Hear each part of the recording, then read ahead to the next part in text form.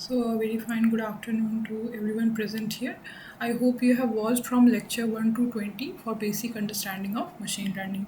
Today we will be discussing about lecture 21. In this we will discuss about decision tree. Okay. So, coming to the decision tree part. So, unlike KNN or logistic regression, which we have discussed in the previous lectures, decision trees make decision using a set of rules. You can think of it like a flowchart. At each step, the model asks a question like, is the value greater than this? And is based on the answer, it moves in the particular direction. This process continues until it reaches a final decision. Decision trees are very intuitive and easy to understand, which makes them one of the most popular algorithms in machine learning. Now we'll try to understand how the decision tree actually works. The process starts at the root node, which represents the first decision. At each node, the data is split based on the condition. For example, is temperature greater than 30? Depending on the answer, the model moves along a branch. This continues until we reach a leaf node, which gives the final prediction. So, a decision tree works by asking a sequence of questions to arrive at a decision. In the last few slides, we will discuss this in detail. Coming to the components of decision tree, what are the important components of decision tree? The root node is the starting point of the tree. Decision nodes are the intermediate nodes where the data is split based on the condition. Leaf nodes are the final nodes where we get the prediction. So the model starts at the root, moves through decision nodes and ends at a leaf node. How decision tree chooses split? This is a very important concept. It can be asked in an interview as well as semester examination. So at each step, the model looks for the best way to divide the data. The goal is to make the groups as pure as possible, meaning each group should contain mostly one class. To measure this, we use concepts like Gini index and entropy. A good split is one that reduces impurity and makes the data more organized. So the tree keeps splitting until it reaches very pure groups. So now we'll try to understand Gini and entropy in a simple way. So both are used to measure how mixed the data is.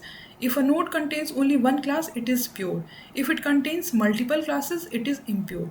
The goal of model is to reduce this impurity. Gini is simpler and faster to compute. Entropy is based on information theory and can be slightly more precise, but in practice, both often gives similar results. Coming to the advantages and disadvantage part, this is also very important to know. It can be asked in the interviews as well as your semester examination. So they are very easy to understand and can be visualized like a flow chart. They do not require feature scaling and can handle non-linear relationship well. However, they have some drawbacks. They can easily overfit the data if the tree becomes too deep. They can also be unstable. Small changes in data can lead to completely different tree. So while they are powerful, they need to be used carefully.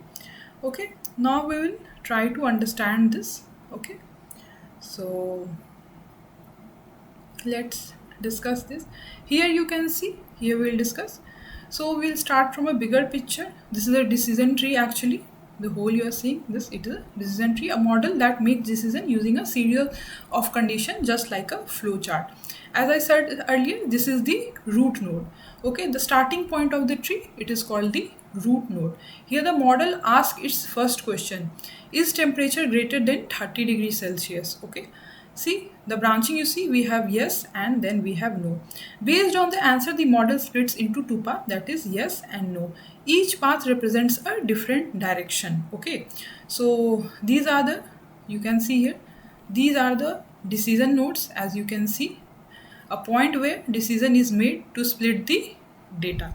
Here the model asks more questions like, is humidity greater than 60% or is it windy? At each step, the model is trying to divide the data into more meaningful groups. You can see here. So here you can see these are our leaf nodes. Okay, final nodes that gives the prediction or output.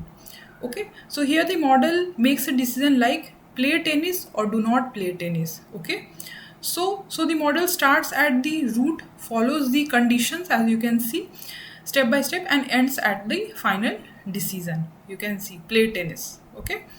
So decision tree works by asking a sequence of question and following the answer until a final decision is made. Okay. Root node, the first question, decision node, more splits and branches, yes no paths, and leaf is the final output. Okay. Decision trees are easy to understand because they mimic human decision making. Coming to the last slide, to the conclusion part, we can say that decision tree is a rule-based model that makes prediction by splitting data into smaller groups. They are easy to understand but can overfit if not controlled. In the next lecture, we will learn about random forest, which improves decision tree by combining multiple trees. So let's continue our machine learning journey. If you have come till this part of the video, I'm really grateful to you. Do give your point of view on the videos. Do you like it or not? I have also added quizzes so that you can learn in a more better way. So thank you so much. I'm really grateful to all of you. Continue learning and do good. Thank you so much.